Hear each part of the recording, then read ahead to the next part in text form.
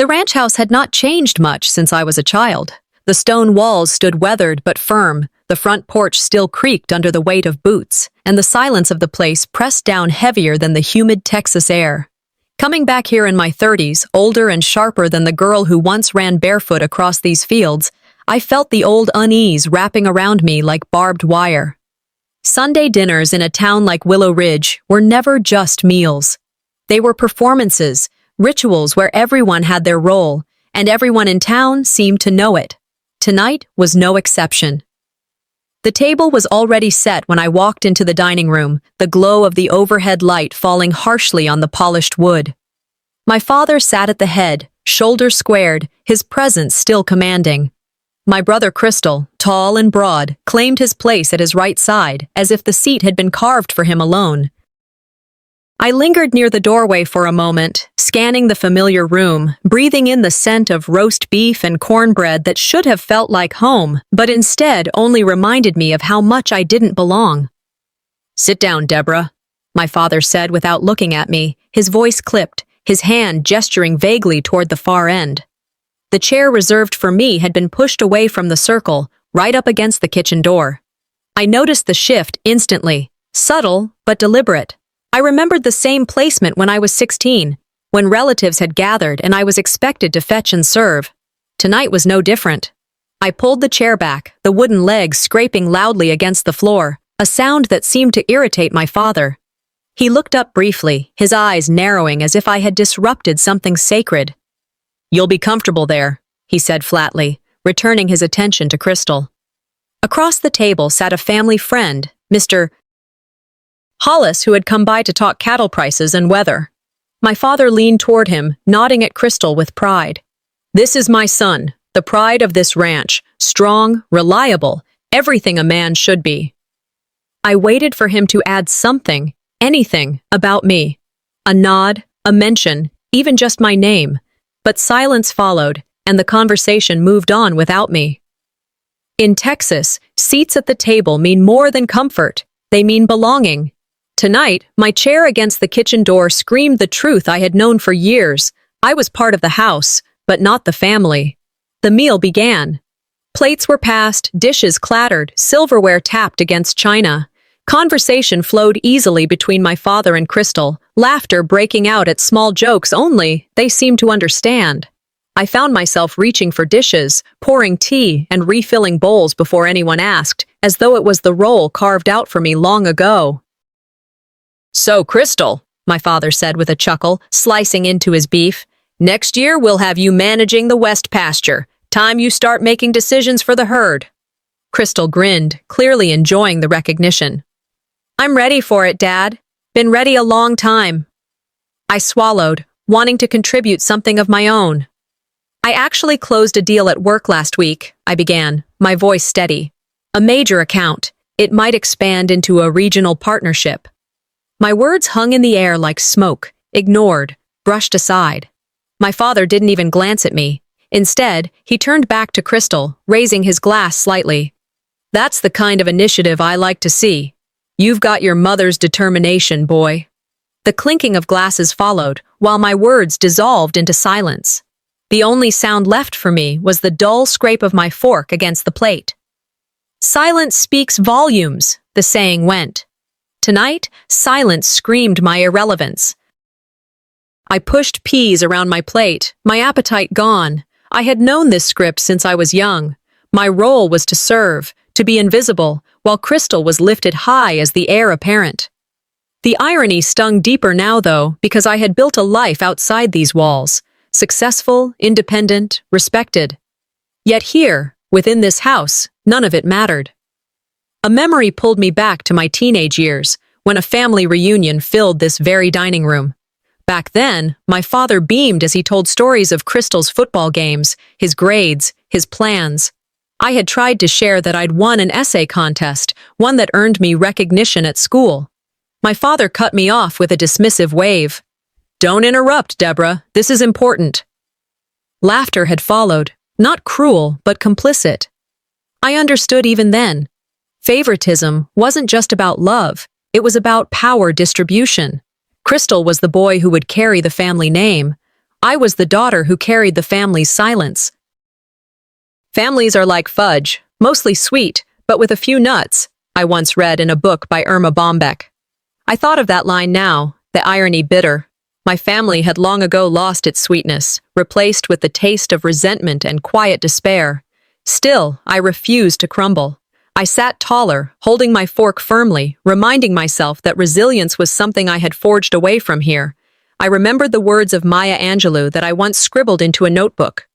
I can be changed by what happens to me, but I refuse to be reduced by it. So I watched. I observed. I recorded silently, storing every dismissive look, every stolen chance to speak.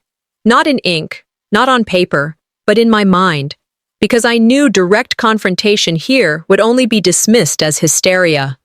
Intelligence sometimes meant patience, waiting until your words mattered. The dinner dragged on, filled with their laughter, their plans for Crystal's future, while I remained the shadow at the end of the table. Finally, my father pushed back his chair, clapping Crystal on the back. "You'll do well, son. You'll make me proud." His glance swept over me briefly, as if I were no more than a servant gathering plates. He said nothing. I rose and began stacking dishes, carrying them into the kitchen, the clatter of porcelain matching the heaviness in my chest. As I returned for another round, Crystal leaned close, his voice low and mocking. "Don't forget, Deborah, you're just the help here." Heat surged through me, but I held my tongue. I carried the plates steadily, refusing to let them see me falter. In my mind, though, words blazed like fire. Every dismissal is a seed. One day, they'll regret underestimating me. Sunday afternoons in Willow Ridge had their own rhythm, and everyone in town knew it. Church bells, long tables of potluck dishes, and gatherings where gossip traveled faster than the wind across the fields. In towns like ours, community events weren't simply social, they were stages. Every handshake, every nod of approval, every whispered judgment shaped who mattered and who didn't. I'd grown up understanding that here, your family name was your currency. That afternoon, as I buttoned a plain blouse and looked in the mirror, I couldn't shake the weight pressing against my chest. My father had insisted we attend a dinner hosted by relatives, one that would double as a celebration. "It's important for appearances," he said earlier. I already knew what that meant. It meant a stage for Crystal to shine, and another opportunity for me to fade quietly into the backdrop. When we arrived, the smell of brisket and peach cobbler filled the hall. Long tables gleamed with plates and silverware, conversations humming like a hive.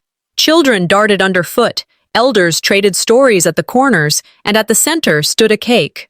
White frosting, tall candles, and a name written boldly across the top. "Happy birthday, Crystal." My stomach nodded. I stood there staring for a moment too long until my father's voice cut through. "Come on, Deborah, don't just linger." He ushered Crystal forward, his hand firmly on my brother's shoulder.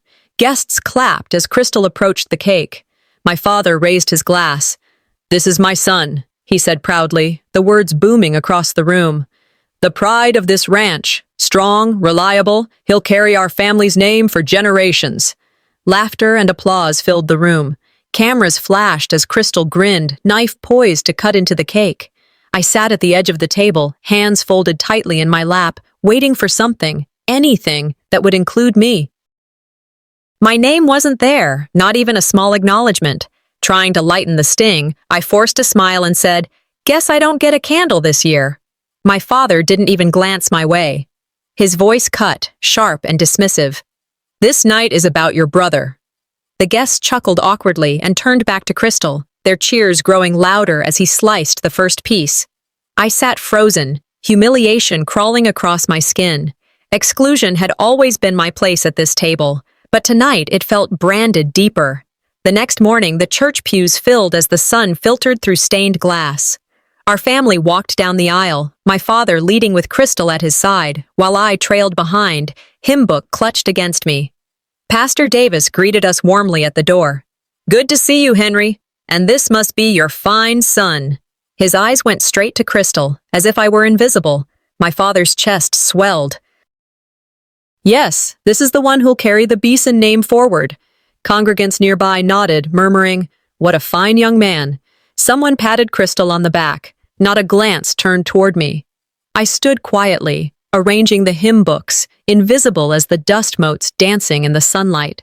As the choir began to sing, I whispered to myself, "The squeaky wheel gets the grease." But here, speaking had always brought punishment, while silence brought erasure. I wondered which fate was worse. During the sermon, I drifted back to a memory. I was 9 years old when the pastor invited children to sing a solo for the congregation. I practiced for weeks, trembling but proud, and when I finally sang, the church filled with my voice. Afterward, my father bent down, his whisper like a blade. "Don't try to outshine your brother. People should be talking about him, not you." I carried that sentence for decades, a reminder that my light was never meant to be seen here. Sitting in the pew now, I studied the faces around me. These weren't accidents. These were choices, deliberate erasures, performed in public and reinforced by silence. I remembered a Southern saying I'd once read, "What you allow is what will continue." I wondered then, had my silence allowed them to rewrite my place in this family, to erase me with every passing year? When the service ended, the congregation spilled outside into the sunlight, trading handshakes and greetings. My father basked in the attention as Crystal stood tall beside him, soaking in the admiration. I stepped aside, ready to leave quietly, when a frail hand touched mine. An old woman, Mrs. Whitaker, leaned close. Her voice was soft but firm. "You've got your mother's eyes," she whispered. "Don't let them dim." Her words startled me, but they lodged deep. For the first time that day, I felt seen.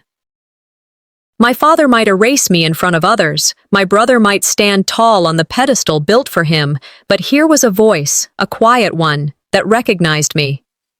As we walked back to the car, I held those words tight. I thought, not everyone is blind. Not everyone is deaf to who I am. That evening, back in my room, I sat replaying the day's humiliations. The cake without my name. The toast that praised only my brother. The pastor's welcome that pretended I wasn't there. And yet, the whisper of an old woman cut through it all. "Don't let them dim."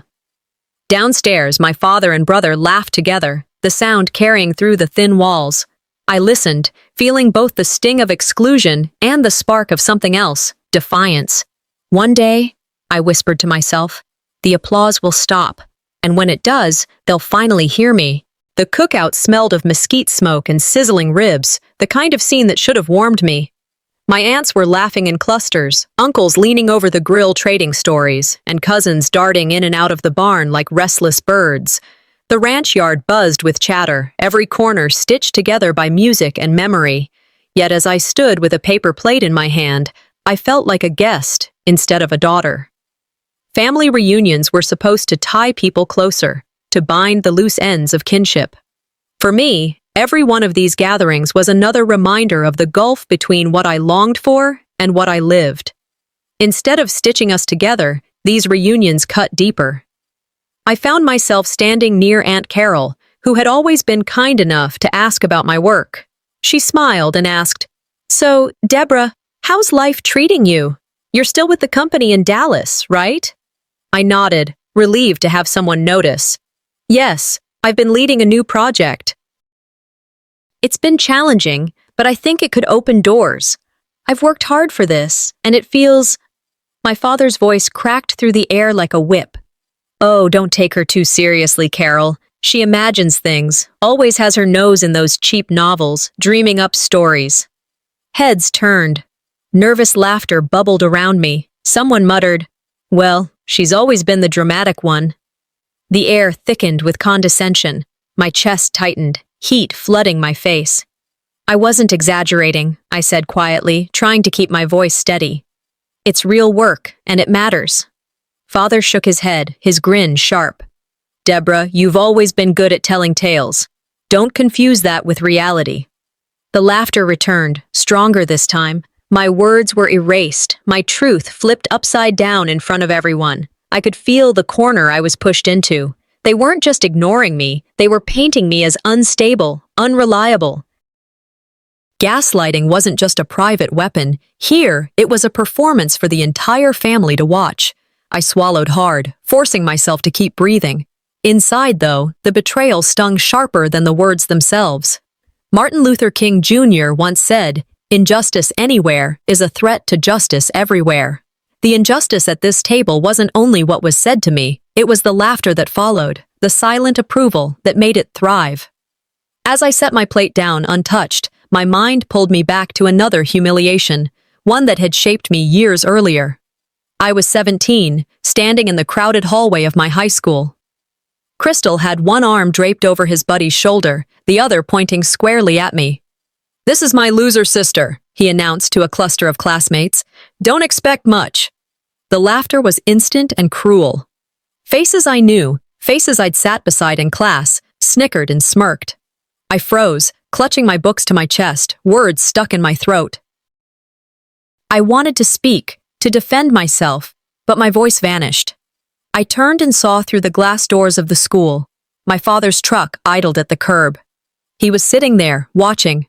For one brief second, I thought he would step in, call Crystal out, maybe even protect me.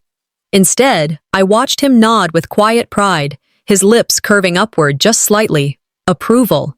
He had approved of Crystal mocking me. That memory still burned years later, the betrayal not in my brother's words, but in my father's silence. Back at the cookout, the sounds of laughter and conversation swirled around me, but it felt more like static than harmony. Both home and school had been unsafe spaces. My brother humiliated me, my father endorsed it, and the community either ignored it or laughed along. When everyone laughs, I thought, silence becomes its own kind of violence. The humiliation at school and the gaslighting here were not random wounds. They were links in a chain, welded together by silence and complicity. This wasn't my imagination, it was a system built to erase me. I studied the faces of my relatives around the table, their smiles, their nods, their laughter. It wasn't malice, but it was enough to bury me under a narrative I never agreed to.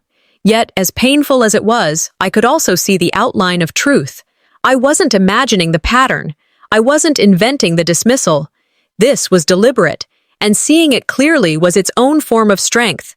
I slipped quietly away from the crowd, finding a quiet corner of the porch. The air outside was cooler, the hum of cicadas steady in the dusk. From my bag, I pulled out a small notebook, one I had carried for months but rarely used. Tonight, it became my weapon. I opened to a blank page and began writing. The words spoken, the laughter that followed, the nod of my father's head. I recorded it all, not to share now, but to remind myself later that these patterns were real. They weren't the fictions he accused me of spinning. They were my truth. My hand trembled as I wrote, but I remembered my mother's voice, soft and steady, from years ago. When you feel invisible, write yourself back into the story. That sentence steadied me. I clung to it as if it were rope thrown into deep water. Maybe I couldn't confront them head-on tonight. Maybe my voice would be drowned out by their laughter, but my words on paper couldn't be denied. The gathering eventually thinned. Relatives drifted away, leaving the yard quiet except for the crackle of dying coals. I remained outside, notebook on my lap, staring up at the wide Texas sky littered with stars. Crystal walked past, his boots crunching against gravel. He paused, leaning against the porch rail, smirk tugging at his lips. "You'll never change the story, Deborah," he said casually, almost amused. "Dad already wrote it." I tightened my grip on the notebook, meeting his gaze. My voice was quiet but steady. "Maybe he wrote the beginning, but the ending will be mine." Crystal laughed, shaking his head as he walked away. I didn't look back at him. Instead, I looked at the page in my notebook, the ink still fresh, and felt the seed of something stronger than silence take root. The house was quieter than usual after the gathering, but the quiet wasn't restful. It was thick, oppressive, pressing against me the way heavy humidity settles in the chest. Every creak of the old wooden floor carried louder than it should. Every shift of the air in the hall sounded like a warning. The fire in the living room had burned low, leaving only the faint smell of smoke clinging to the rafters. I sat on the edge of my bed, shoes still on, listening. Silence after humiliation is heavier than the laughter that caused it, I thought. and tonight that silence felt unbearable. Then I heard them, footsteps in the hall, slow, deliberate. I froze, waiting. The steps drew closer, then stopped just outside my door. My breath caught as the doorknob rattled, followed by a sharp knock that didn't wait for permission. I opened the door slightly, and there he was. Crystal leaned in the dim light, shoulders squared, grin sharp as a blade. "You think you're clever, Deborah," he said, his voice a low growl. "Talking to relatives, trying to twist things your way?" I stepped into the hallway, forcing myself not to retreat. "I only told the truth. You don't get to decide how my life is remembered." In a flash, he shoved me against the wall, his forearm pressing into my shoulder. The wooden panels groaned under the force. His face hovered inches from mine, breath thick with the scent of whiskey. "You'll never escape," he hissed. "Dad will never believe you. He's told everyone what you are. You think you can rewrite the story? This ranch has no room for liars." His grip closed around my wrist, sharp pain shooting up my arm as his fingers dug into the bone. I tried to yank free, but he tightened, leaving marks that I knew would bruise. "Let go, Crystal," I snapped, forcing my voice steady. "One day, people will see you for what you are." His smile widened. "Not while I'm standing here." "And I always will be." With a sudden shove, he released me, sending me stumbling back into my room. The door slammed shut between us, and I heard his boots thud away down the hall. His final words carried back to me. "You'll thank us one day. You'll see this was all for your own good." I leaned against the door, heart pounding. Fear wasn't only in his fists. It was in the certainty that no one would protect me. That certainty hollowed me, but anger began to fill the space it left behind. I turned toward my desk, hoping work would steady me, and noticed the drawer ajar. My stomach dropped. I rushed forward, pulling it open, and found scraps of paper torn and scattered. I gathered them with shaking hands, piecing together what I already knew. It was my scholarship letter, my chance at leaving this ranch, gone. I remembered the day I wrote the essay. I had sat at the same desk, pouring myself into every line, describing why I wanted to study, to leave, to become something more than what this land allowed me to be. When the acceptance letter came, I cried, not because I doubted I could make it, but because it was proof that someone else believed I could. And now, it lay in tatters. I stayed awake until morning, fury simmering just beneath my skin. At breakfast, I carried the torn pieces into the kitchen and laid them on the table between us. My father glanced up from his coffee, his expression unreadable. "Why was my scholarship letter torn apart?" I asked, my voice sharp. He didn't flinch. "You're needed here," he said coldly. "We don't waste time on foolish fantasies." This wasn't a fantasy. It was my future. He set his cup down with a hard clink. "Your place is here. That letter never mattered. What matters is this ranch, this family. You'll do as you're told." The betrayal cut deeper than Crystal's threats. My father knew, and he had allowed it, maybe even ordered it. I walked away from the table, each step heavy with the truth I could no longer ignore. This wasn't coincidence. The humiliation at church, the mockery from relatives, the threats in the hall, and now the destruction of my only escape. It was a system designed to trap me. Alice Walker once said, "The most common way people give up their power is by thinking they don't have any." I repeated that line silently until it sank into me. They wanted me to believe I was powerless, that silence was my only option. But I wasn't powerless, not if I refused to be. That night, I returned to my room and carefully tucked the torn pieces of the letter into my notebook. They were proof, not of failure, but of sabotage. Evidence I would keep safe. "If they think silence will keep me trapped," I whispered to myself, "they don't know me at all." I remembered my mother once telling me, long before she passed, "A locked door doesn't mean there's no exit. It means you haven't found the key yet." I held on to that thought like a lifeline. My key would not be strength in my fists. It would be knowledge, memory, and evidence. I locked my door for the first time that night, sitting upright in bed, listening to the footsteps that still paced the hall. Crystal's laughter drifted through the darkness, cruel and certain. "Dad says you'll thank us one day." he called softly, the words sliding under my door like smoke. I pressed my hand against the notebook under my pillow and whispered back, "One day, I'll make sure the world hears me, even if you don't." The house had long since fallen quiet, but I remained awake, sitting at my desk with the lamp dimmed low. In my lap was the notebook where I'd hidden the torn pieces of my scholarship letter, edges jagged like wounds that refused to close. I traced them with my fingertips, as if touching them might mend what had been taken. My mother's lullaby returned to me in fragments, soft as breath. She used to sing it while folding laundry, the melody floating through the house like a promise that even hard days could end in gentleness. I closed my eyes, almost hearing her voice. It had been years, yet it lingered, steady and full of love. And then the letter. I kept it tucked away in an envelope, her last words to me written in careful script. "You deserve to be loved, always." It was proof that once I mattered to someone beyond the confines of this ranch. Proof that I wasn't the burden my father insisted I was. That letter became my anchor. Without it, I might have believed his lies. I whispered aloud to myself, "When you feel invisible, write yourself back into the story." Those were my mother's words, and tonight they burned brighter than the shame Crystal tried to heap on me. I imagined her beside me, whispering encouragement, reminding me that my life was meant for more than silence. I also imagined my father, his voice as cold as steel, calling my dreams a waste of time. The two voices clashed inside me, one urging me to rise, the other to shrink. For the first time, I decided which I would listen to.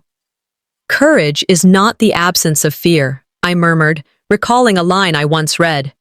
"It's deciding something else matters more." And in that moment, what mattered more was refusing to let their story erase mine. The morning came gray and heavy. I pulled on my boots and stepped outside, the chill biting at my arms. Chores waited, as they always did. Buckets to fill, fences to mend, cattle to herd. What once felt like part of the rhythm of life now felt like shackles, every chore another reminder of the cage I lived in. Crystal strutted across the yard, already boasting. "Dad says I'll be heading out to college next fall," he announced loud enough for neighbors passing on the road to hear. "Some of us have futures worth investing in." He smirked at me, enjoying the way the words stung. My father, standing nearby, didn't correct him. Instead, he repeated the mantra that had been carved into me since childhood. "This land needs hands, not dreams. Remember that, Deborah." I swallowed the anger burning in my throat and turned back to the fence I was repairing. The barbed wire cut into my gloves, and I stared at it until my vision blurred. The wire was more than just steel. It was the perfect metaphor for this place.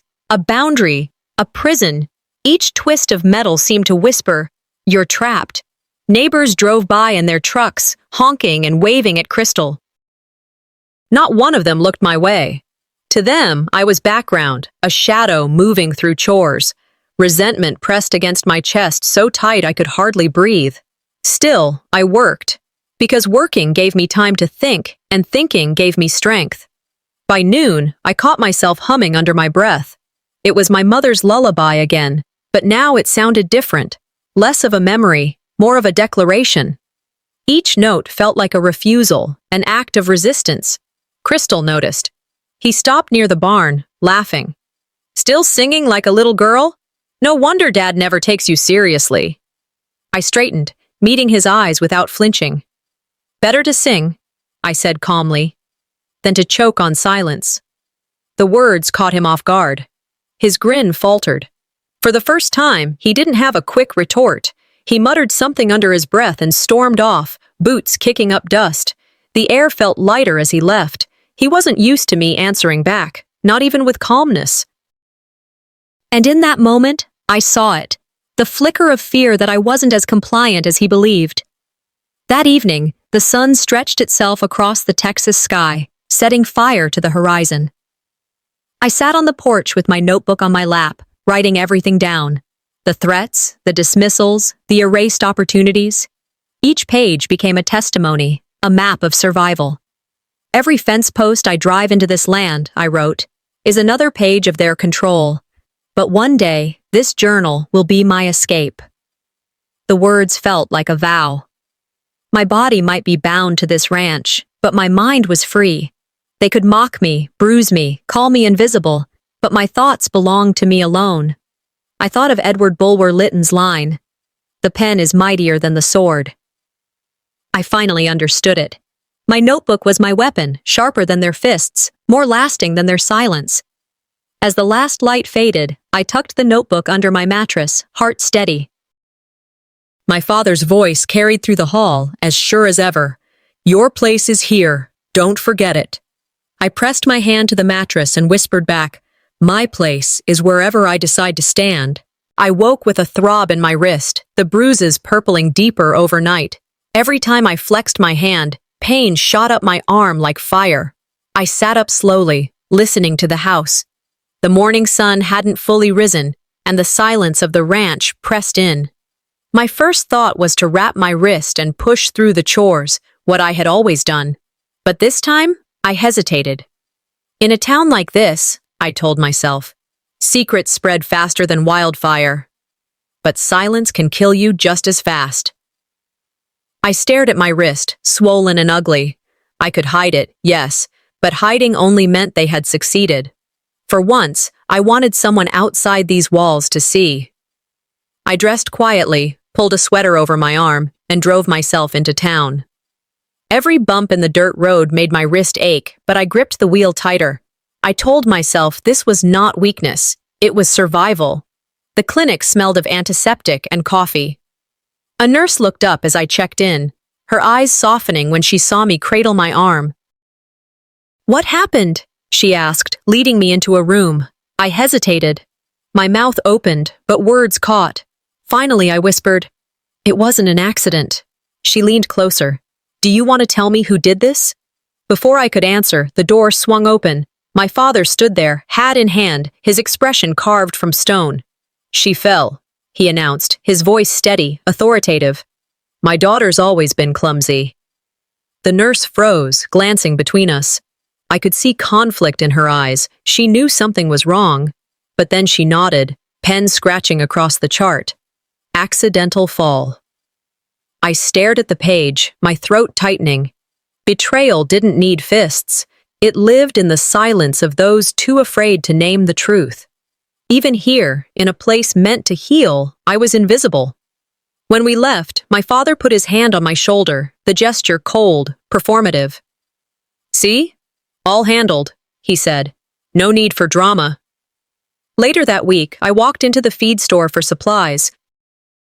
The air smelled of hay and molasses, and men leaned on counters swapping stories. I moved quietly between aisles when I heard my father's voice carry, warm and steady, like a man sharing a good-natured joke. "Deborah makes up stories for attention," he said with a chuckle. "You know how young women are." The group around him laughed. One man added, "She's always been dramatic." Another shook his head. "Smart girl, but prone to exaggeration." I froze, a sack of feed heavy in my arms. They didn't see me in the corner, but I heard every word. My father's smile never wavered as he poisoned the air, planting doubt in every ear. Gaslighting at home was survival. But here, in town, it was execution. My reputation wasn't just diminished, it was buried under his words. I set the bag on the counter, the sound louder than I intended.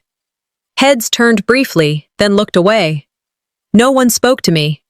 I paid quickly and walked out, heat rising in my chest. Rage and humiliation coiled together until I thought I'd choke on them. Driving back, the pieces connected in my mind. The torn scholarship letter, the relatives laughing when he dismissed me, Crystal's threats in the hall, and now the slander in public. This wasn't protection, it was erasure, disguised as care. I remembered Eleanor Roosevelt's words I once read in a dog-eared book. "No one can make you feel inferior without your consent." I clenched the wheel. They wanted me to believe I was powerless, but the truth was I still held one weapon they didn't control, my own record of events. When I reached my room that evening, I pulled out my notebook. Each page became a battlefield. I wrote down dates, times, exact words. My wrist ached, but I forced the pen across the paper until the ink stained my fingers. Every entry was testimony, proof that my life wasn't a fantasy. The door creaked open. Crystal leaned in, smirking. Writing fairy tales again? I lifted my eyes, calm. No, I'm writing the truth, and one day, the world will read it. He blinked, unsettled. For once, he had no ready insult. He muttered something and shut the door harder than necessary. The silence that followed didn't crush me, it steadied me. For the first time, I felt the shift. The fear no longer belonged only to me. That night, I lay in bed, the notebook hidden beneath my pillow. My father's footsteps passed down the hall. His voice, low and certain, seeped through the wood. Stories won't save you, girl. I turned my face toward the ceiling, whispering into the dark. Stories built nations. Mine will break your kingdom. The living room was dim, lit only by the soft glow of a lamp in the corner. My father sat in his chair, boots planted firmly, glass of whiskey in hand. He began reminiscing, his voice low and deliberate. Your mother always favored your brother, he said, his eyes never leaving the amber swirl in his glass. You were never her choice. The words landed like a blow. I gripped my notebook tighter under the table, knuckles whitening, my heartbeat thudding in my ears. That's not true, I said, my voice barely above a whisper. He leaned forward, gaze piercing. Your mother wanted a strong heir. That was Crystal, not you. You've always been a burden, Deborah. I swallowed hard, my chest tightening. The memory of my mother's letter, tucked safely in my room, burned bright in my mind. You deserve to be loved, always. That was her truth, not his. Quietly but firmly, I answered, that's not what her letter says. His head snapped up. Letter. You're fantasizing again, he scoffed, waving his hand as if swatting away a fly. Always making up stories to make yourself feel important. Inside, grief twisted into defiance. He wasn't just erasing me, he was erasing her, the woman who had sung me to sleep, who had whispered hope into my ears when no one else would. My father's lies tried to bury her memory, but I held onto it fiercely. The silence thickened, heavy enough to suffocate. I bit my tongue, choosing not to argue further. Instead, I sat straighter, letting the silence speak for me. He thought it was weakness. I knew it was strategy. That night, lying awake, I drifted back to another memory, one colder than the words he had just spoken. I was 15, my face swollen from a fight with Crystal. He had shoved me against the barn wall after I dared to question him, my lips split, blood running down my chin. Panicked, I ran across the fields, tears stinging, heart hammering, and found myself at the neighbor's porch. I pounded on the door, my fists raw. Please, I cried, please help me. The door cracked open. Mrs. Jenkins peeked out, her eyes wide. She saw the blood, the trembling. For a moment, I thought she might let me in. Instead, her voice was a whisper, sharp with fear. We can't get involved. Your father is too powerful. And she shut the door. I stood there, shaking, humiliated, the night air cold against my skin. The porch light blinked out, leaving me alone in the dark. That humiliation still burned like an open wound. It wasn't just family silence. It was community complicity. Years later, Edmund Burke's words echoed in my mind. The only thing necessary for the triumph of evil is for good men to do nothing. I realized then it wasn't just my father and brother against me. It was an entire web of silence, stretching across relatives, neighbors, even professionals who looked away. The truth wasn't just stolen at home, it was silenced everywhere I turned. But lying there in bed, staring at the ceiling, I began to see silence differently. It wasn't only their weapon, it could be mine too, if I used it wisely. In my notebook, I wrote carefully, don't fight every battle. Choose the battlefield. I would not waste energy shouting against laughter. I would not give them more to twist into lies. I would listen. I would observe. I would gather every word they spoke, every slight, every threat. Silence would sharpen me. The next day, I kept my composure. When Crystal mocked me, I smiled faintly instead of snapping. When my father dismissed me, I nodded, taking mental notes. Their arrogance made them sloppy. They didn't notice me collecting their weapons as my own. At dinner, my father pointed his fork at me. "Even your mother knew you were nothing," he muttered. I felt the sting, but instead of rising to defend myself, I simply gripped my notebook tighter under the table. "Inside," I whispered, "you can rewrite her memory all you want. But the truth lives in me." That night, I stood at my window, staring out at the neighbor's house, the same house where a door had once shut in my face. Darkness filled the windows, but I no longer felt the same abandonment. They closed the door once, I thought, but next time the world will open its eyes. I lay awake staring at the ceiling, the old boards creaking softly as the wind shifted outside. The night had its own weight on this ranch, a silence that seemed thicker than darkness. My chest rose and fell in shallow breaths, uneasy with a sense I couldn't name. The air carried something dangerous, though no sound betrayed it yet. Then, the wooden clock in the hall struck 3. 1, 2, 3. Each chime made my heart pound faster, echoing in my ribs. I pulled the thin blanket higher, though the heat pressed against me. I told myself to breathe steady, to wait out the unease. But the footsteps came. Slow at first, heavy boots dragging against the floor. They stopped outside my door. The pounding that followed rattled the hinges. Evil doesn't always knock, I thought. Sometimes it breaks the door down. The door swung open with a crash. Crystal burst in, his face twisted in rage, eyes bloodshot, fists already clenched. "Get up!" he shouted, his voice thick with drink and fury. I barely had time to sit upright before his hand clamped down on my arm. He yanked me from the bed and slammed me against the wall.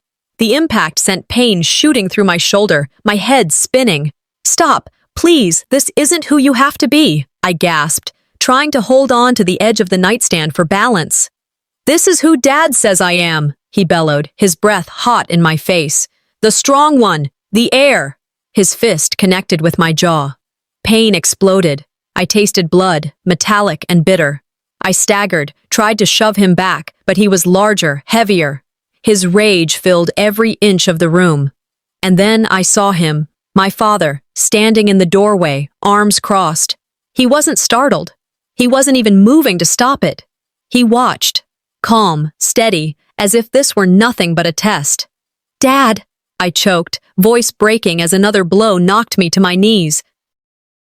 "Help me." But my father's lips curled faintly into something that resembled a smile. Not joy, not laughter, approval. Terror froze me where I knelt. Betrayal carved deeper than Crystal's fists. I realized then it wasn't rage out of control. It was permission. Crystal shoved me again, and I hit the floor hard, the wood cold against my cheek. I lifted my eyes, locking on my father. My gaze begged him, pleaded with him, to intervene. His answer was colder than anything I could have imagined. "You've always been a burden," he said flatly. "Tonight, you finally bow." The words sliced sharper than fists. My chest heaved, not just with pain but with heartbreak. His indifference was worse than my brother's violence. His silence cut deeper because it told me I was never worth defending. His smile cut deeper than my brother's fists, I thought, blood seeping from my lip. Martin Luther King Jr. once said, "The hottest place in hell is reserved for those who remain neutral in times of moral crisis." My father wasn't neutral. His neutrality was a weapon. Crystal laughed, stomping his boot into my ribs. I screamed, the sound muffled against the floorboards. Still, my father didn't move. He only turned away, as if my suffering were the natural order of things. Somewhere inside me, faint but alive, survival sparked. I began crawling inch by inch toward the door. Each breath burned, each movement stabbing through my ribs. Crystal's boot came down hard on my back, laughter dripping with cruelty. "Stay down, Deborah! You're nothing!" I whispered my mother's lullaby under my breath, the melody trembling out of me. Each word gave me a thread of strength. I imagined her voice wrapping around me, telling me I was still here, still whole, even if broken. I looked up once more at my father, meeting his eyes. I no longer begged. I understood in that moment that I would find my survival without him. The room blurred as I crawled again, nails digging into the floor. My vision darkened. For a moment, I lost consciousness. When I woke, Crystal was standing over me, chest heaving with triumph. My father had already turned, walking down the hall, his back to me. If I survive this night, I thought, clutching my ribs with what strength I had left, I'll never beg them for love again. I pulled myself against the wall, the taste of blood thick in my mouth. My body shook, but my mind made a vow. This night would not define my end. It would define my resistance. Then came the last straw. From down the hall, my father's voice drifted back, chuckling as he told Crystal, "She finally knows her place." My eyes blurred, the wooden floor turning red beneath me. My body gave way, collapsing fully. They think this is the end, I thought, as darkness claimed me. It's not. It's the beginning of my truth.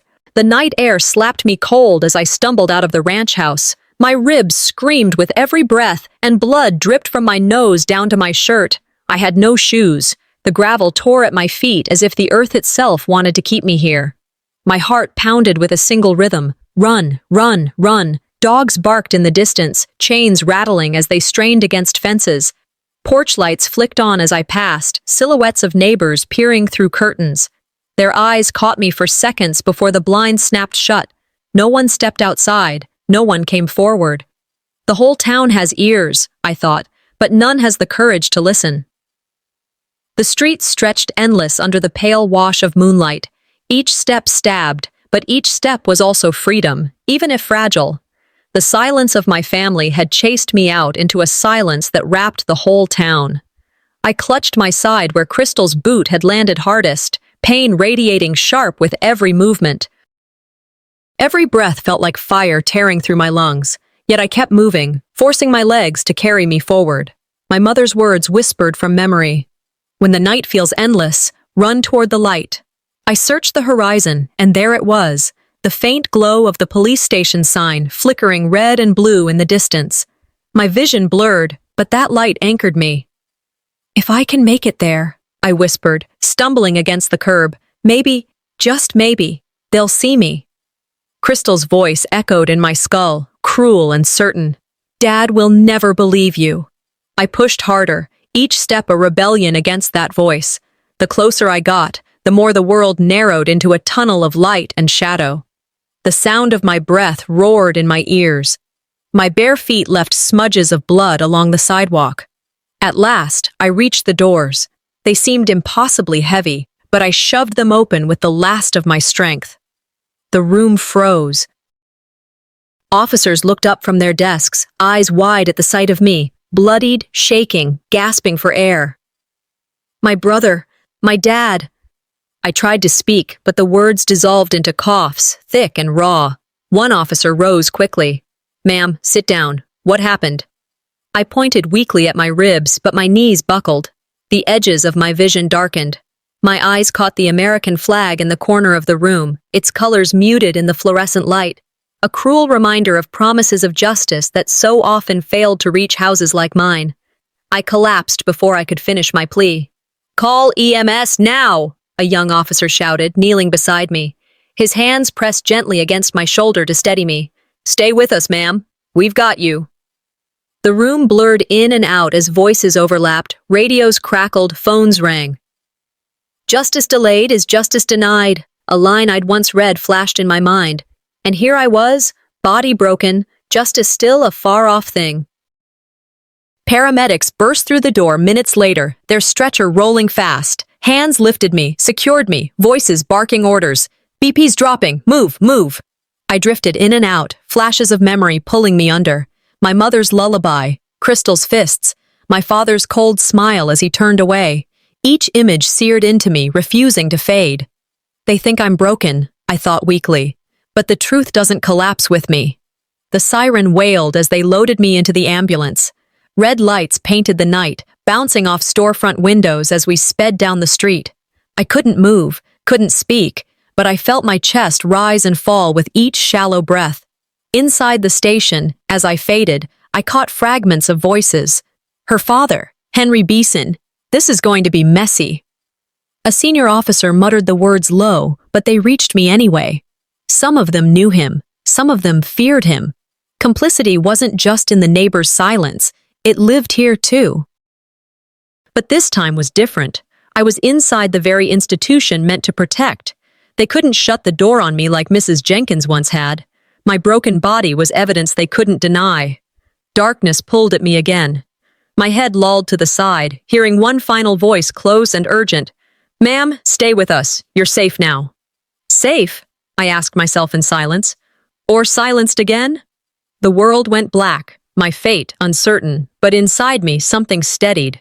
My body surrendered, but my truth had begun to gather its own army. The courthouse smelled of varnished wood and dust, sunlight filtering through tall windows and catching on the worn benches. My body still carried the bruises, ribs tender and wrist-bound, but my mind had never been sharper. As I stepped inside, the room shifted. Neighbors turned, relatives hushed. Even church members who once averted their eyes leaned in to see me walk down the aisle. For years I had begged for help, knocked on doors, whispered for rescue. They turned their backs. But now they had no choice but to watch.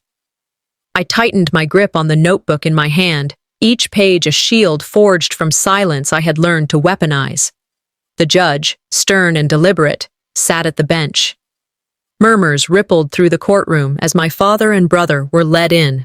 My father held himself rigid, chin high, as if this were nothing more than an inconvenience. Crystal scowled, jaw tight, glaring at me with familiar venom. I sat straighter. Let them look. Let them hear. "Court is in session," the judge announced. My attorney rose first, placing a stack of documents on the desk. His voice was steady, resonant. "Your Honor, we present evidence of fraudulent deeds transferring the Beeson Ranch solely to Crystal Beeson, intentionally excluding Deborah Jackson from her legal rights as a co-heir." Whispers erupted in the gallery. Heads turned toward my father, brows raised. The judge adjusted his glasses. "Proceed." "Mr. Beeson," my attorney said, pacing toward my father, "did you knowingly remove your daughter's rights to the ranch?" My father's jaw tightened. He leaned into the microphone, voice cold. "I protected what was mine." Gasps echoed. My stomach twisted. It was never his. It was ours, and he knew it. I thought of his old words. "This land needs hands, not dreams." All this time, I believed it was his warped sense of duty. Now I saw the truth. It was greed, nothing more. The tension thickened as my father refused to meet my eyes. For once, the mask he wore before the town cracked, but not enough. He still thought silence would carry him through, but I had carried silence too long. When my turn came, I stood, knees trembling, but voice steady. My attorney nodded, and I pulled out my phone. The courtroom shifted, curious, murmurs swelling.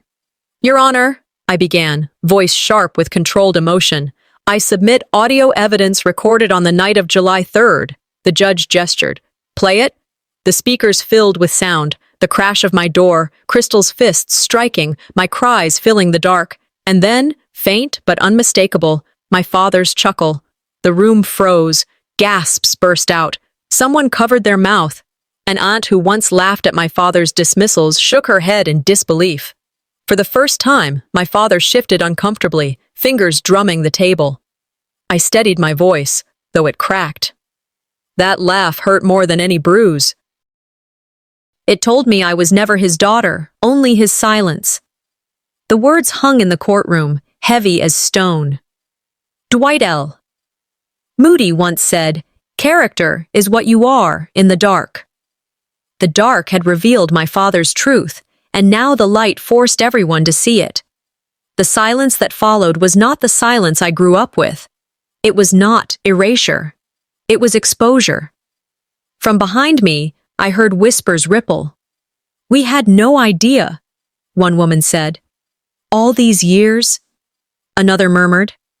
The judge leaned forward, voice sharp. "This is not protection. This is abuse. And this is fraud." His gavel struck once, the sound reverberating through every heart in the room. I felt the shift. The silence that once imprisoned me now condemned them. My mother's words from her letter pulsed in my chest. You deserve to be loved. I realized then that love did not live in their silence.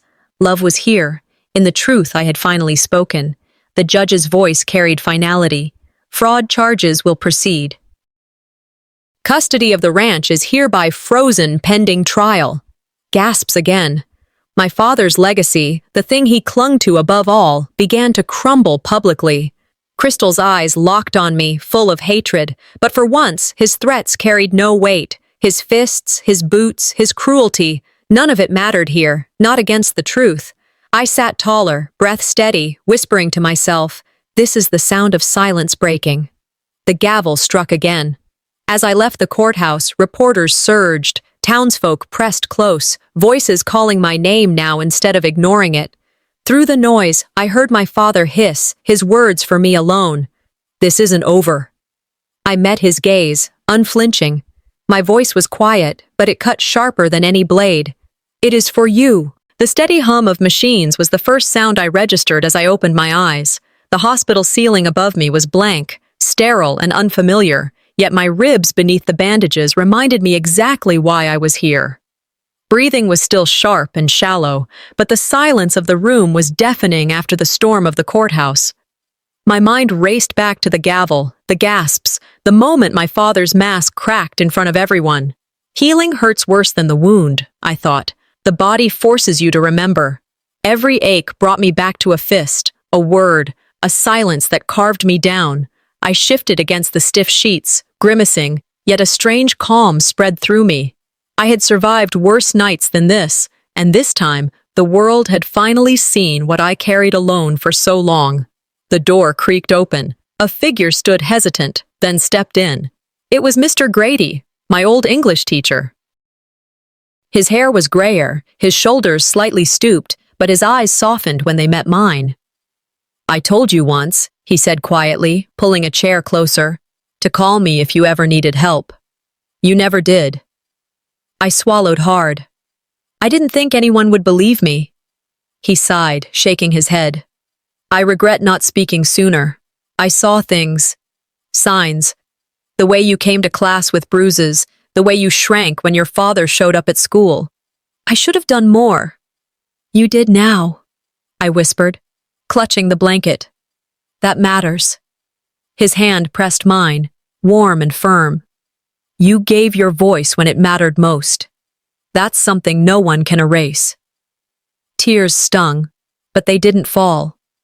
Gratitude mingled with bitterness, a quiet closure that came too late, but came nonetheless. Silence could be broken, even after years. Later, as I rested, the weight of family pressed into me once again. My father left the courtroom without acknowledging guilt, his shoulders stiff, his pride still clinging to shreds of control. Crystal glared at me, venom burning in his stare, but his fists and threats had lost their weight under the gavel's strike. Relatives who once chuckled when I was dismissed now avoided my eyes. Some turned their heads, others muttered excuses, their complicity unraveling under shame. The family I fought to belong to was gone, I thought. But maybe it was never mine at all. Grief curled in me, not for losing them, but for realizing they had chosen silence over me every time. I didn't need to chase what was never mine. Sometimes you don't get closure, you just move forward. That sentence echoed like a truth I had known but never accepted. I pressed my notebook to my lap, the record of every wound, every silence I survived. My father had given my brother land, lies, and fists. But my mother, she had given me her words, her lullaby, her letter. She gave me voice. My father gave my brother the land, I whispered to myself. My mother gave me her voice. I know which one lasts longer. I looked out the window toward the hill country horizon, imagining a life beyond Willow Ridge. Dallas, maybe, or Austin, a city where no one knew my name yet, where silence did not define me. For the first time, the thought of leaving did not feel like running. It felt like choosing. Before discharge, I opened my notebook one last time in that hospital bed. The pages that once bled pain now carried purpose. I began writing not about bruises, but about rebuilding. Freedom isn't about forgetting the cage, it's about teaching others how to unlock it. The words came steady, a vow forming with each line. I would not let others vanish into silence the way I had. My story would not end with me. It would begin again with those who needed a voice. When the nurse wheeled me out, the courthouse loomed across the street. I asked her to stop. Slowly, I stepped out, leaning on my cane, ribs aching with each movement. The steps were crowded with reporters, microphones thrust forward. "Do you have anything to say about your father and brother?" one called out. I paused.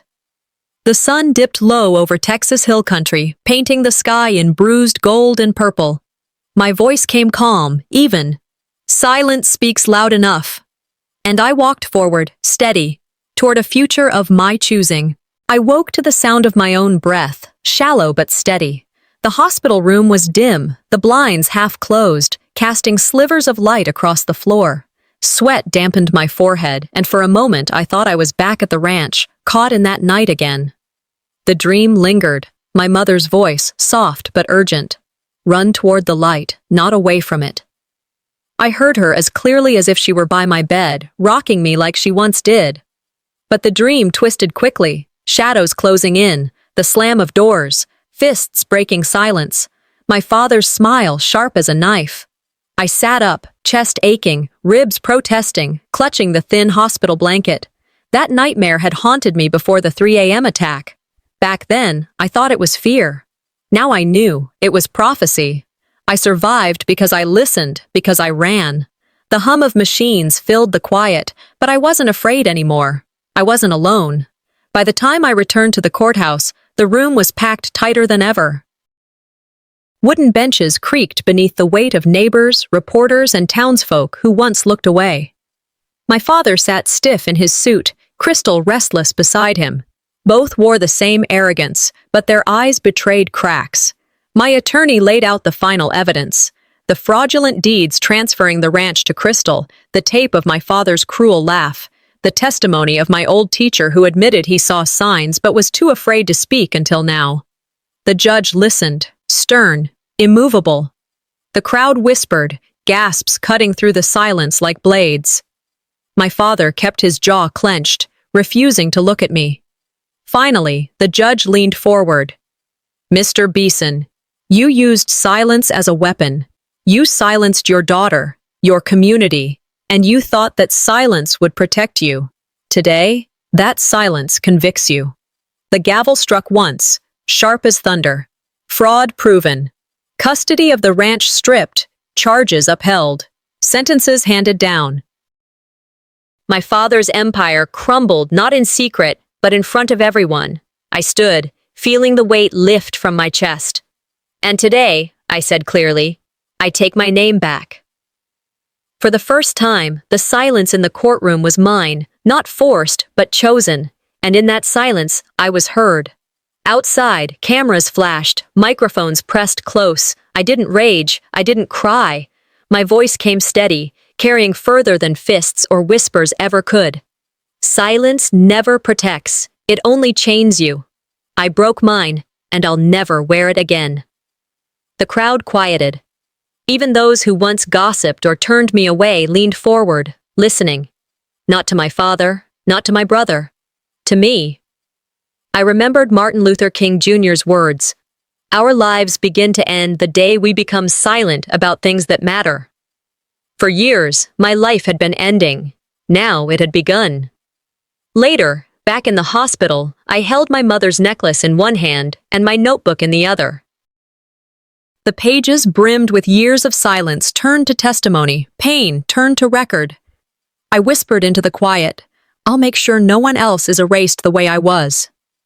Plans formed in my mind, an organization, a safe place for survivors, something lasting, something louder than a ranch and stronger than fear. Albert Camus once wrote, "Freedom is nothing else but a chance to be better." I would make my freedom count. When I was discharged, I stood once more on the courthouse steps. The ranch loomed faint in the distance, but I felt no pull to return. It was no longer my cage. "My freedom isn't in the land," I said softly. "It's in the truth I carry forward." I turned away, walking steady, each step a claim of my own life. That day, I understood. Revenge wasn't fists or fire. Revenge was truth spoken so loud it shattered every lie. And freedom? Freedom is never given. It's claimed. I walked into the sunset, the warmth on my face, my mother's lullaby echoing faintly. No longer a haunting, now a hymn of victory.